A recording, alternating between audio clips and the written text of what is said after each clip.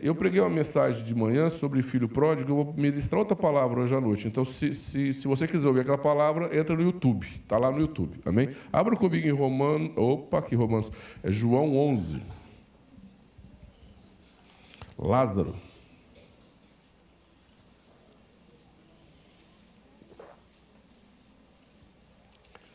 A palavra do filho pródigo, eu acabei me preparando ela e pregando por causa do Denner.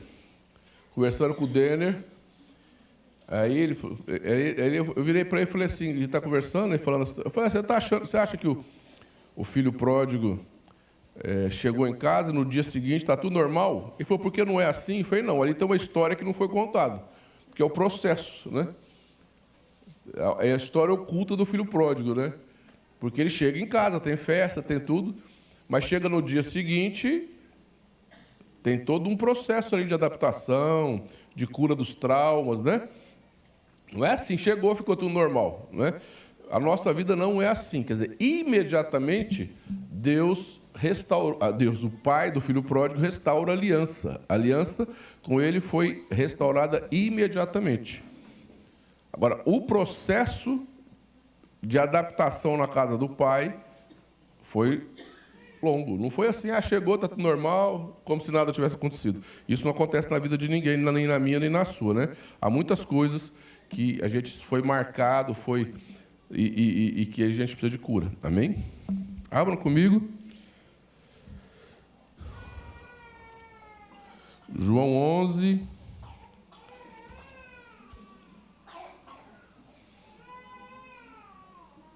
Eu estou procurando um 9, falou que sumiu.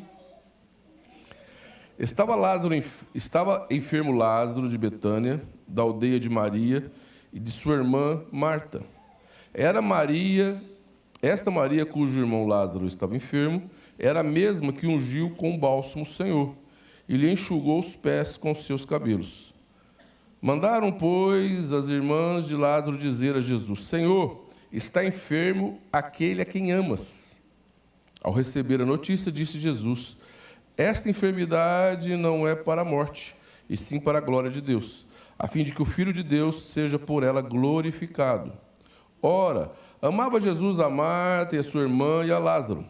Quando, pois, soube que Lázaro estava doente, ainda se demorou 2 dias no lugar onde estava. Depois disse aos seus discípulos, vamos outra vez para a Judéia. Disseram os discípulos, mestre, ainda agora os judeus procuram apedrejar-te e voltas para lá?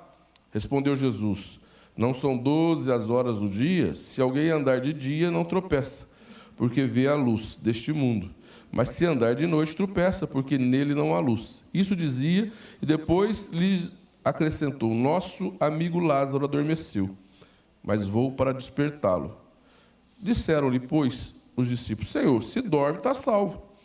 Jesus, porém, falara com respeito à morte de Lázaro, mas eles supunham que estivesse falando do repouso do sono. Então Jesus lhes disse claramente, Lázaro morreu. E por vossa causa me alegro de que lá não estivesse, para que possais crer, mas vamos ter com ele. Então Tomé, chamado Dídimo, disse aos condiscípulos, vamos também nós para morrermos com ele? Chegando Jesus, encontrou Lázaro já sepultado. Havia 4 dias. Ora, Betânia estava a cerca de 15 estádios perto de Jerusalém. Muitos dentre os judeus tinham vindo ter com Marta e Maria para as consolar a respeito de seu irmão. Marta, quando soube que vinha Jesus ao seu encontro, saiu ao seu encontro. Maria, porém, ficou sentada em casa. Disse, pois, Marta a Jesus, Senhor, se estivesse aqui, não teria morrido meu irmão. Mas também sei que, mesmo agora, tudo quanto pedires a Deus, Deus te concederá. Declarou-lhe Jesus, teu irmão há de ressurgir. Eu sei, replicou Marta, que há de ressurgir na ressurreição do último dia. Disse-lhe Jesus, eu sou a ressurreição e a vida. Quem crê em mim, ainda que morra, viverá. E todo aquele que vive e crê em mim não morrerá eternamente. Crês nisso? Sim, Senhor, respondeu ela. Eu tenho crido que tu és o Cristo, o Filho de Deus, que devia vir ao mundo. Tendo dito isso, retirou-se e chamou Maria, sua irmã, e lhe disse em particular: Mestre, chegou e te chama. Ela, ouvindo isso, levantou-se depressa e foi ter com ele, pois Jesus ainda não tinha entrado na aldeia, mas permanecia onde Marta o avistara com ele. Os judeus que estavam com Maria em casa e a consolavam, vendo-a levantar-se depressa e sair, seguiram-lhe, supondo que ela ia ao túmulo para chorar. Quando Maria chegou ao lugar onde estava Jesus, ao vê-lo, lançou-se-lhe aos pés, dizendo: Senhor, se estiveras aqui, meu irmão não teria morrido. Jesus, vendo-a chorar, e bem assim os judeus que o acompanhavam, agitou-se no espírito e comoveu-se. E perguntou: Onde o sepultastes? Eles lhe responderam: Senhor, vê e vê. Jesus chorou. Então disseram os judeus: Vede quanto o amava. Mas alguns objetaram: Não podia ele, que abriu os olhos ao cego, fazer que este não morresse? Jesus, agitando-se novamente em si mesmo, encaminhou-se para o túmulo. Era este uma gruta, e cuja entrada tinha posto uma pedra. Então ordenou Jesus: Tirai a pedra. Disse-lhe Maria, a irmã do morto: Senhor, já cheira mal, porque já é de 4 dias. Respondeu-lhe Jesus: Não te disse eu que, se creres, verás a glória de Deus? Tiraram então a pedra, e Jesus levantou os olhos para o céu. Disse: Pai, graças te dou, porque me ouvistes. Aliás, eu sabia que sempre me ouves, mas assim falei por causa da multidão presente, para que creiam que tu me enviaste. E tendo dito isso, clamou em alta voz: Lázaro, vem para fora. Saiu aquele que estivera morto, tendo os pés e as mãos ligados com ataduras, e o rosto envolto num lençol. Então lhes ordenou Jesus: Desatai-o e deixai-o ir. Muitos, pois, dos judeus que tinham vindo visitar Maria, vendo o que fizera Jesus, creram nele. Outros, porém, foram ter com os fariseus e lhes contaram dos feitos que Jesus realizara. Pai, nós te louvamos, te agradecemos, porque a tua palavra, Senhor, que ministra, ó Deus, no nosso coração, e eu te peço, Espírito Santo, que fale comigo e fale com cada irmão que está aqui, Senhor. Ó Deus, tu conheces, meu Pai, a minha fragilidade, tu conheces, ó Deus, a minha necessidade de ser ministrado pelo Senhor. Ó Deus, e que o Senhor ministre através de mim, meu Pai. Nós estamos aqui para que o Espírito Santo ministre em nossas vidas. Fale conosco, Senhor, nos dê direção, nos dê graça, nos alimente com a tua palavra, Senhor. É o que eu te peço em nome de Jesus. Amém. É engraçado, né? O finalzinho fala que parte dos judeus creram e parte correu para os fariseus para contar, para fazer uma fofoca, né? E como que é incrível, né? Como diante de uma coisa tão fantástica, sobrenatural, não tiveram todos a mesma reação. Não é verdade? Era para todos aceitar Jesus ali na hora e falar: nossa, quem ressuscita morto, né? Só Jesus. E era para todos crerem. Mas assim é a vida até hoje, né? Muitos creem em Jesus. E muitos, apesar de ver o que Jesus faz, debocham do que ele faz, ou duvidam, ou colocam dúvida, ou ridicularizam o que Jesus faz, né? Eles, vendo pessoalmente o que Jesus fez, ainda assim correram lá nos fariseus para contar o que aconteceu, em vez de crer em Jesus, né? Se aconteceu naquela época, não vai ser diferente hoje, né? Marta, Maria e Lázaro eram 3 irmãos solteiros que moravam juntos e tinham muita amizade com Jesus. Eles tinham muito relacionamento com Jesus, e eles aparecem em algumas passagens da Bíblia, mostrando que Jesus ficava na casa deles. Jesus também era solteiro, ficava lá, eles conviviam, conversavam, se relacionavam, e de repente Lázaro fica doente. e ter um problema. E elas mandam avisar Jesus. E a expectativa delas é que Jesus resolvesse o problema. Você tem expectativa de que Jesus resolva o seu problema? Elas tinham expectativa. E elas falam assim, olha, manda falar para Jesus, avisa Jesus que aquele a quem ele ama. Elas cifram isso. Olha, avisa Jesus que é aquele que ele ama. E Jesus demora. Jesus demora e Lázaro morre. Jesus fica sabendo. E Jesus amava, falei, eu que ama Lázaro. Agora, pensa comigo a situação dessas duas mulheres. Numa época que mulher não tinha muita autonomia para viver sozinha, não tinha como viver sozinha numa sociedade. Amiga de Jesus, assim com o mestre, e de repente, numa situação mais difícil da vida delas, Jesus não aparece. Você já passou por isso na vida, de muitas vezes ter uma expectativa de que Jesus resolvesse um problema seu, e de repente não aconteceu. Ainda você fala assim, ó Jesus, eu sou aquele que o Senhor ama. Eu sou aquele que... Senhor, né? E de repente, Jesus demora. Jesus, quando fica sabendo, diz assim, não, o que está acontecendo é para a glória de Deus. Ele sabia o que ia acontecer. Mas elas não sabiam disso. Elas não sabiam disso. Elas apenas estavam numa situação, dentro de uma situação difícil, sem saída. O irmão morre. Mas Jesus diz assim, o que está acontecendo é para a glória de Deus. E eu profetizo na sua vida que muita coisa que acontece na sua vida não é para te destruir, é para a glória de Deus. Que muitas coisas que acontecem na nossa vida não é para te destruir, para te matar, mas é para que Deus seja glorificado na sua vida. Amém? Muitas coisas que acontecem na nossa vida, a gente perde a esperança, a gente perde a alegria, e a gente fala assim, tudo acabou.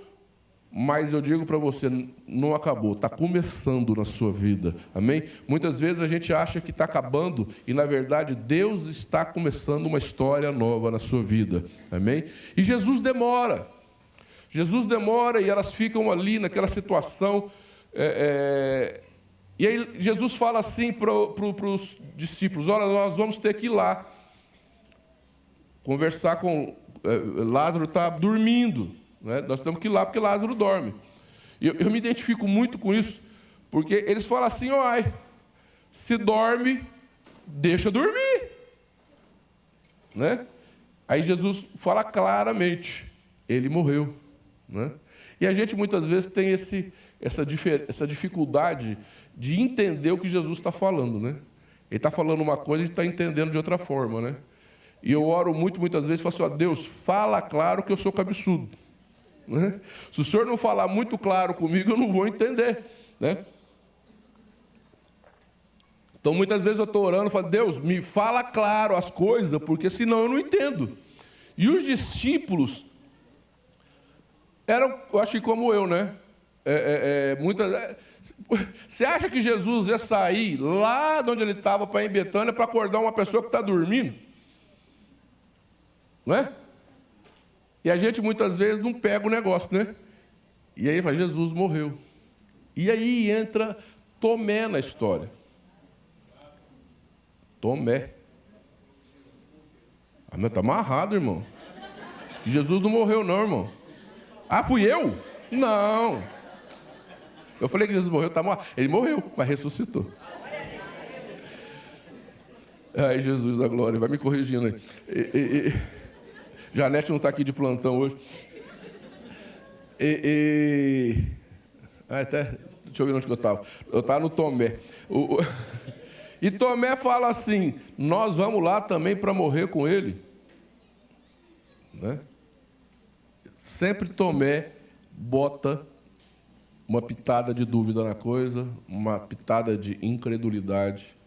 Sempre tem um Tomé para duvidar ou questionar aquilo que vai ser feito. Preste atenção. Na sua vida, sempre vai ter um Tomé. Ou uns.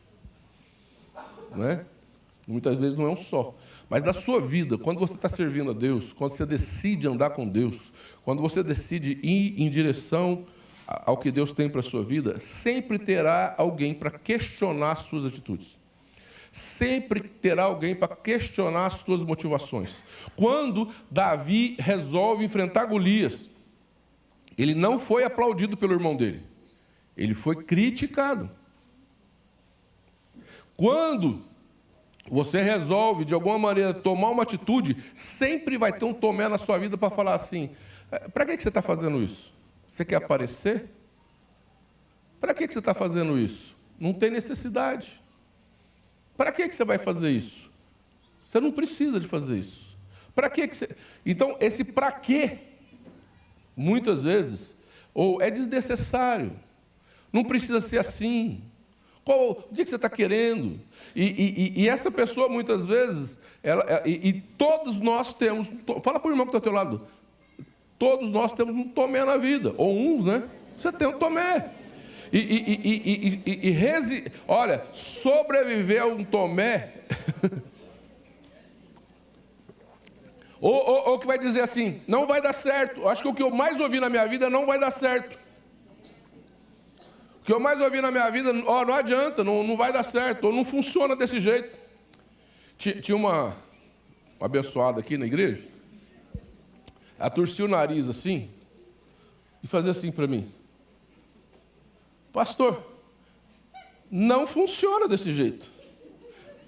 Aí eu ficava pensando, quando ela nasceu, eu já era pastor. Como que ela acha que não funciona?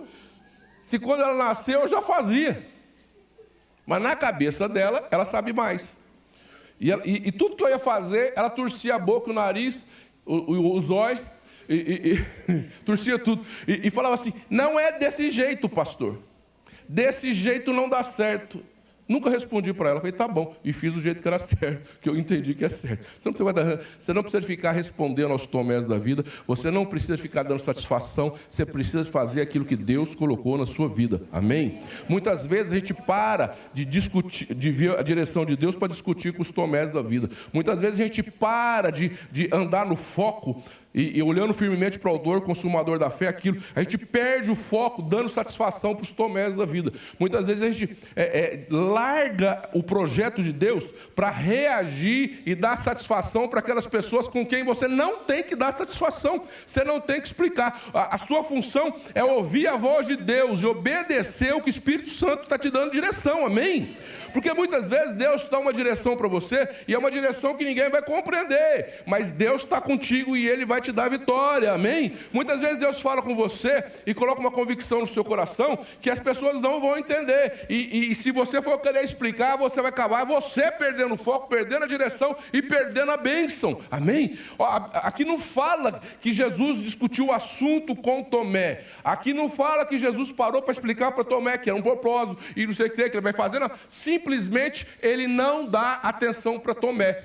Você quer vencer na vida? Não dê atenção para os Tomés que cruzam o seu caminho, amém? Não dê atenção para os Tomés que vêm colocar dúvida nas suas atitudes. Busca o Senhor, foco em Deus, amém? E aí, Jesus vai, e eles vão para Betânia. Ele para na porta de Betânia, e Marta vem. É engraçado, porque a Bíblia traz um equilíbrio, né? Tem aquela passagem que Marta está lá trabalhando, fazendo, né? E Maria lá desfrutando, né? E de repente Marta fala assim: Senhor, o Senhor não se importa, né? E Jesus fala assim: ela escolheu a melhor parte. E nessa passagem Maria fica de ruim. Maria... Epa, espera aí. Qual que é? Me ajuda aí. Marta fica de ruim e Maria fica de bem. Né? Fica bem na fita, porque ela escolheu a melhor parte. E Marta fica daquela pessoa que não é espiritual, que está atrás dos afazeres. Né? Mas aqui a coisa se inverte.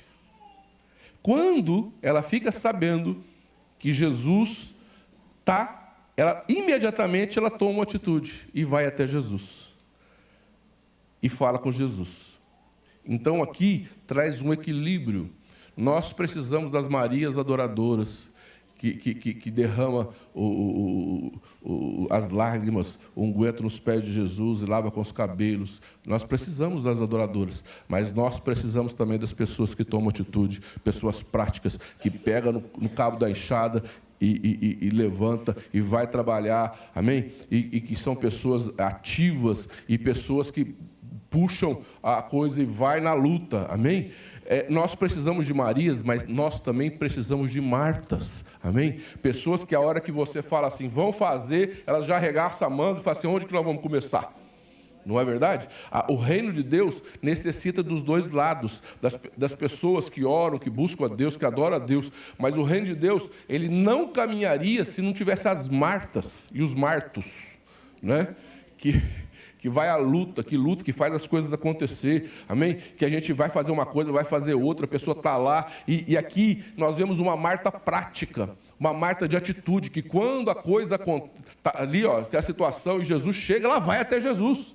E ela conversa com Jesus, fala, Jesus, se o Senhor estivesse aqui, as coisas não tinham acontecido. Jesus fala assim, eu sou a ressurreição e a vida. Ainda que esteja morto, viverás. Aí ela fala assim, eu sei, na ressurreição do último dia. Ela conhecia a palavra, amém? Ela conhecia a palavra, ela era uma pessoa instruída, ela não era uma pessoa só que trabalhava ali no afazer, não conhecia nada, ela conhecia a palavra, ela era instruída, ela conhecia, ela fala, eu sei que ele vai ressuscitar na ressurreição dos últimos dias, ela era uma mulher teológica, ela conhecia teologia, mas ela também era uma mulher de atitude, e nós precisamos de pessoas de atitude, amém? Pessoas que vai em frente, enfrenta situações, amém? Quantas pessoas não saem e têm aquela disposição de repente ir na casa de um irmão ajudar ele, ir na casa de um irmão orar por ele. Tem irmãos que atravessam uma cidade a pé para poder orar por alguém, visitar alguém que está precisando. E o que seria de nós se não fossem as Martas e os Martos da vida? Amém? Então é importante a Maria, mas é importante também Marta. E aí ela faz outra coisa. Ela sai e vai chamar Maria. E olha que coisa interessante. Maria estava deitada. Jesus chegou, sentada. Jesus chegou e Maria fica sentada. Quem que vai chamar Maria? Marta. Maria era uma adoradora. Maria era uma mulher tremenda. Mas, nesta hora, ela estava desistida. Nesta hora, ela estava totalmente desistida. E, queridos, quantas vezes na vida a gente não passa por isso? Nós somos adoradores de louvor, nós adoramos ao Senhor, mas acontece uma coisa que nos pega de surpresa, uma situação triste e traz um desânimo na nossa vida. Você já passou por isso? Que você vem na igreja, a vontade não é levantar as mãos, a vontade não é orar alto, a vontade é sentar, baixar a cabeça. Aliás, a vontade é nem vir na igreja, né? Quando vem, ainda veio na fé, né? E fala, minha vida acabou. Quantas vezes a gente não passa por isso? Perdi a alegria de viver, perdi o sentido da vida. Quantas vezes a gente não passa por isso? De repente você luta tanto por uma coisa e não acontece o que você queria. Ou então algo que você almejava acontece ao contrário. Ou de repente você é decepcionado. Quem aqui já sofreu decepção? Quem aqui já sofreu perdas? Quem aqui já, sabe, maior boa intenção e de repente as coisas não aconteceram do jeito que você queria? Muitas vezes você está super animado, de repente, na hora de sair do culto já dá um problema em casa e a vontade é nem ir para o culto, né? Aí vem para o culto totalmente desistido, né? É hoje que o fogo vai cair, de repente já dá um trem ali, já dá um problema em casa, aí já vem para o culto desistido. Maria é a figura daquela adoradora que num determinado momento fica sentada, desistida. Você já passou por isso na vida? Quem já passou por isso fala assim, Jesus, é eu aqui.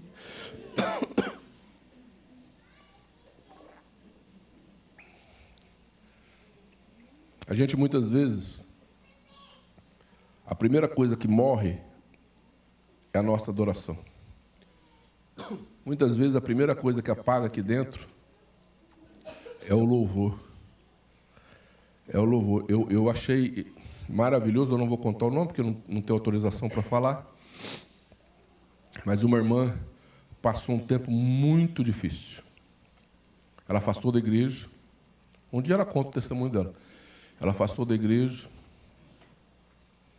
Ela não conseguia ouvir louvor. Ela teve uma decepção muito grande. Teve uma situação muito ruim na vida dela, uma decepção muito grande. E ela não conseguia ouvir louvor. Ela não conseguia. E passou anos sem conseguir ouvir um louvor. Ela não conseguia. Uma mulher incrível. Uma adoradora. Uma Maria. E ela falou assim que um dia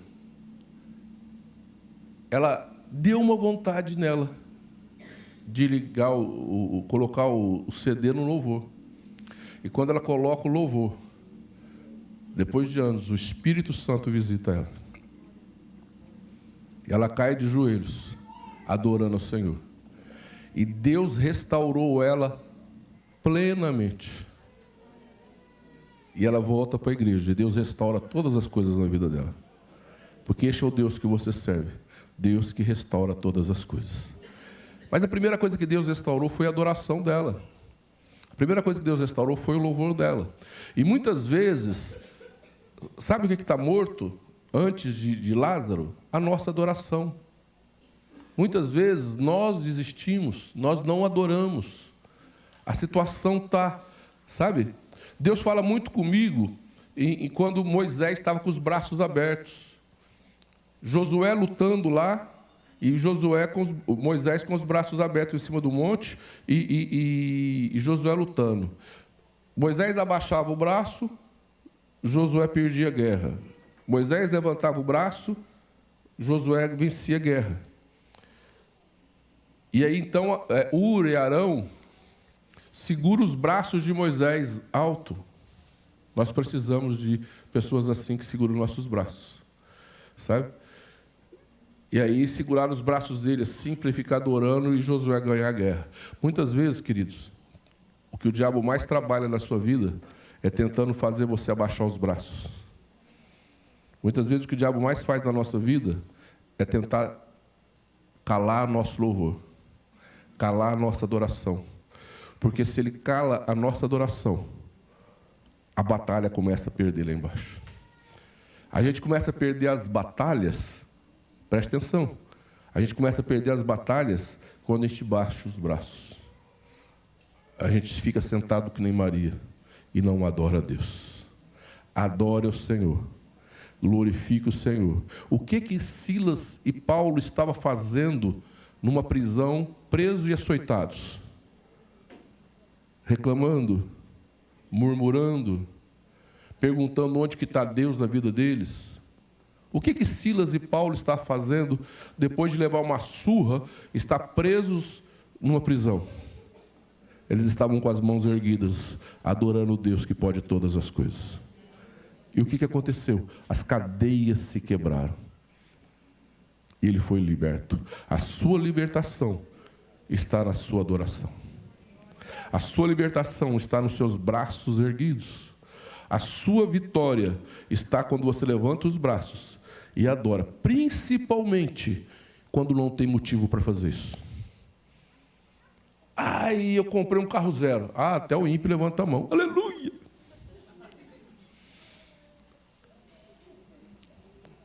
Mas só o crente de verdade levanta as mãos e adora a Deus quando não existe motivo para isso.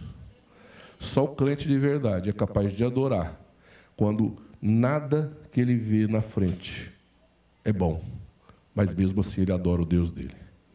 Você me entende? Quem está me entendendo, pega, dá um glória a Deus.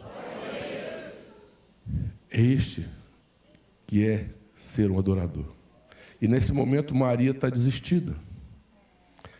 E aí quem vai chamar ela? Marta. Marta vai chamar ela. O mestre está aí e te chama. Você precisa de uma Marta na sua vida. Fala, profetiza como profeta para o teu irmão. Você precisa de uma Marta na sua vida. Você tem alguém que te xuxa? Você tem alguém que dá uma xuxada na sua vida? Se não tem, arruma um. Você tem alguém que te dá umas cutucadas? Você tem alguém que... E aí? Vamos. Você vai no culto hoje? Não, vamos sim. Você vai orar hoje? Vamos sim. Isso aqui. Por isso que nós precisamos, queridos, uma igreja, ela vai crescendo, nós precisamos de células. E você precisa estar numa célula, e você precisa de um líder de célula. Alguém chato. Se o líder de célula for muito bonzinho, não dá certo. Se tudo está bom, não dá certo. Você precisa de um chato na tua vida. Você precisa de alguém que falou, vamos, não é assim, vamos lá. Não desiste, você vai conseguir. Sabe? Vem. Porque, queridos, quantas vezes a gente reage só porque alguém chuchou a gente? Eu tive uma experiência com Deus muito forte. Muito forte. Aceitei Jesus, Jesus tocou na minha vida, Jesus entrou na minha vida, tive uma experiência com Ele. Só que eu fui no carnaval. 2 meses de convertido. Eu amava carnaval, eu fui no carnaval. E o Espírito Santo estava falando para mim, não vai. Aí eu fui no pré-carnaval. Quando eu cheguei no pré-carnaval, eu falei, vou no pré-carnaval se eu sentir. Né? Irmãos, eu fui lá no Ipanema no pré-carnaval, que eu nem era sócio do Ipanema, mas deu um jeito de ir, porque eu queria sentir, porque aqui o Espírito Santo estava incomodando. Aí eu fui no pré-carnaval. Cheguei no pré-carnaval, não estava sentindo nada. Eu estou sem graça, perdeu o negócio, assim, sabe? Falei, nossa, isso daqui não é mais para mim mesmo. Mas aí eu encontro um rapaz que ia lá na igreja também.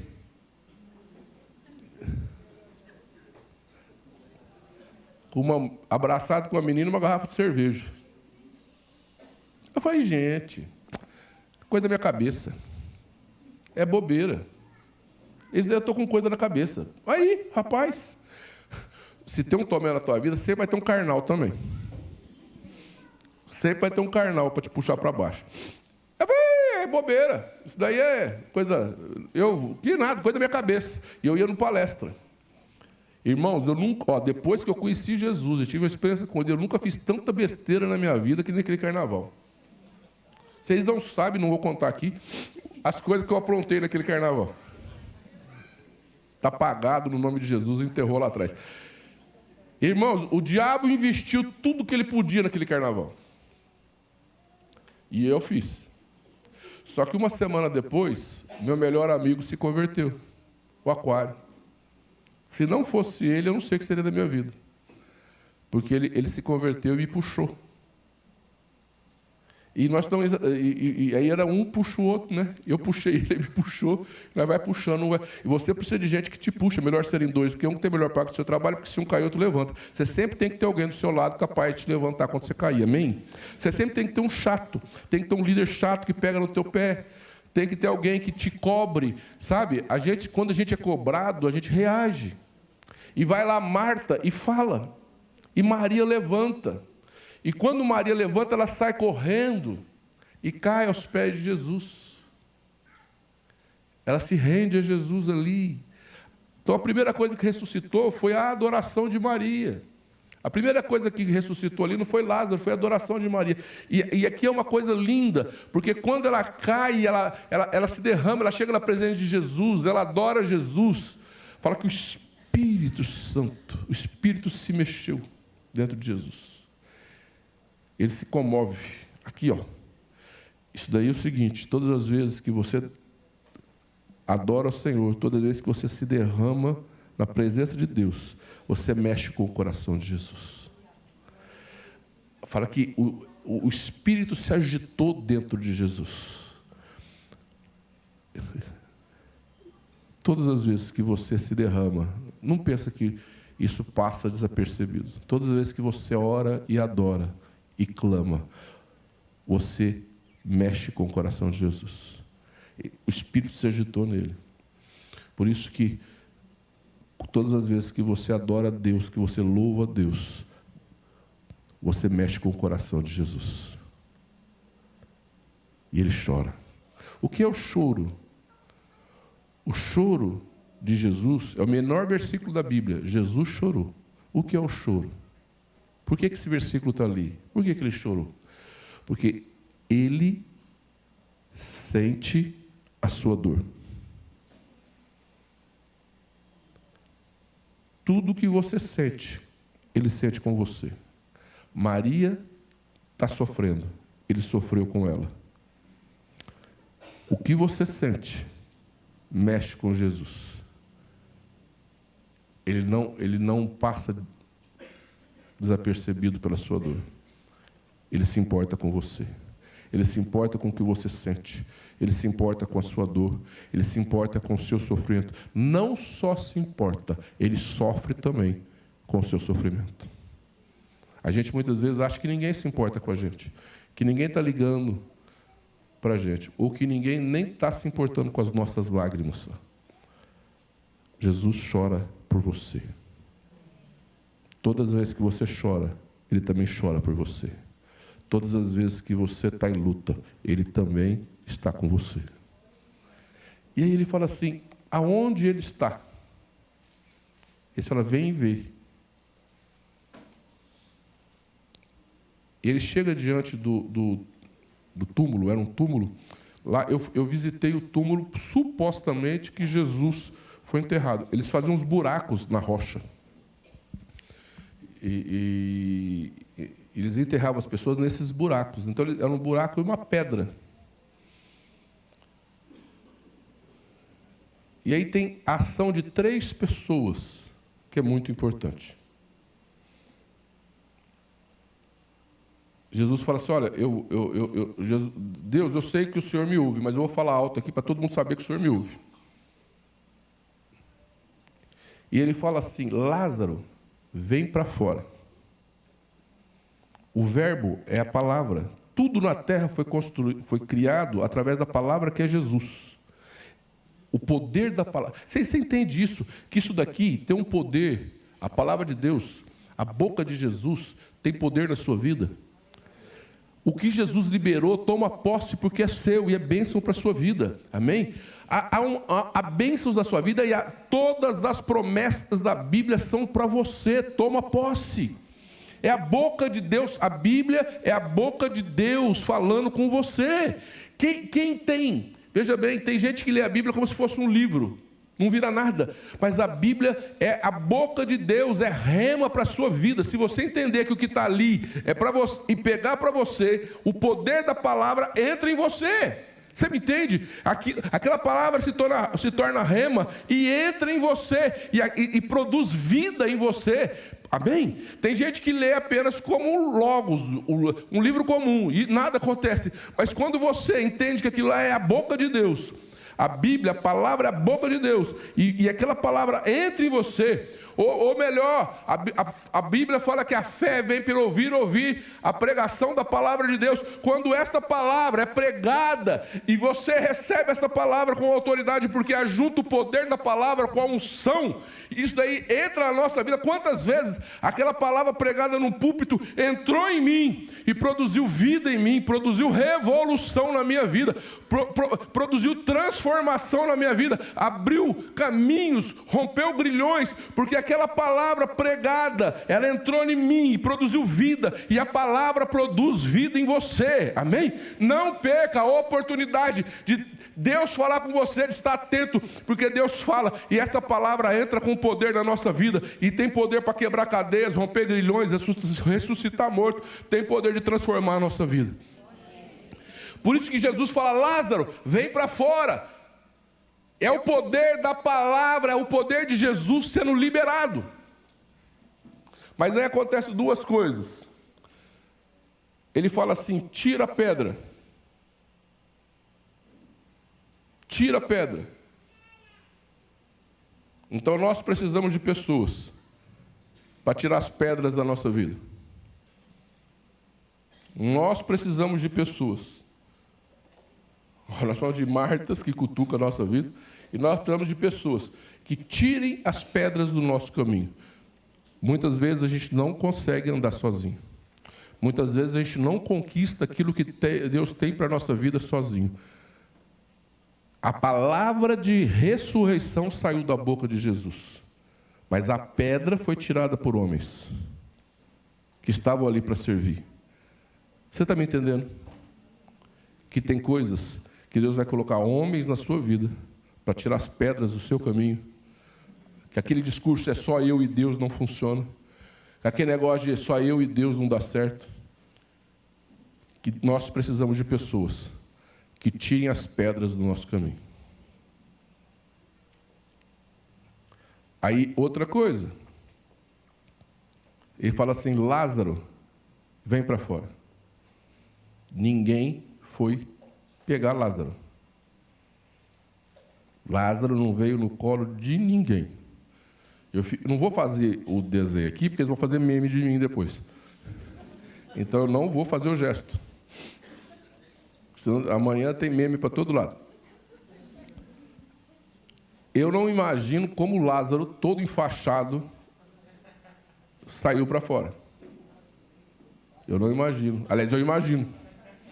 Eu imagino, mas não vou imitar. Não, imito não. Mas ele sai para fora. Todo enfaixado. Todo enfaixado. Por que não tiraram ele? Por que não pegaram no colo? Por que Jesus não falou, busca ele lá dentro? Porque, preste atenção, tem coisas na sua vida que é só a sua atitude para mudar. Tem buraco que você entrou que você tem que sair. Tem situações que você tem que sair, nem que se for enfaixado, amarrado, amordaçado. Se você não tomar atitude, Deus não vai deixar ninguém tomar por você. Tem coisas da nossa vida que, se você não tomar atitude, Deus não vai deixar ninguém tomar por você. Tem coisas que somos nós que temos que fazer. Aí, quando ele está lá fora, Jesus fala assim, desatai-o. A palavra de poder, de ressurreição, sai da boca de Jesus. Nós precisamos de Martas que nos chamem. Nós precisamos de pessoas que tirem pedras do nosso caminho. Nós precisamos de gente que vem desatar os nossos nós. Por isso que tem seminário de libertação, cura interior, tem encontro tremendo. Aqui tem tanta coisa que eu tenho que perco o nome. Mas são ferramentas para desatar os nós da nossa vida. São ferramentas para desamarrar as ataduras que nos enrolamos. Então, Deus vai usar pessoas para trabalhar na nossa vida, desenrolar muita coisa que está enrolada, desenfaixada na nossa vida. Então, nós temos que Deus, Jesus, que fala e libera a palavra de ressurreição. Nós temos pessoas que serão usadas para nos desamarrar e tirar as pedras do nosso caminho. Mas tem coisas que nós temos que tomar atitude. Tem coisas que, se você não tomar atitude, você não sai de dentro do buraco. Tem coisas que não adianta ter a palavra de ressurreição se Lázaro não sair da morte. Se Lázaro não sair lá de dentro, ele teria continuado na morte. Então, tem coisas que, mesmo que haja uma palavra de ressurreição, se nós não tomarmos uma atitude, a gente não sai da morte, a gente permanece na morte. E eu quero te perguntar nesta noite, tem alguma área da sua vida que morreu? Esperança, alegria, ministério. Sei. Quantas vezes nós temos Lázaros dentro de nós que precisam vir para fora? Alegria de viver,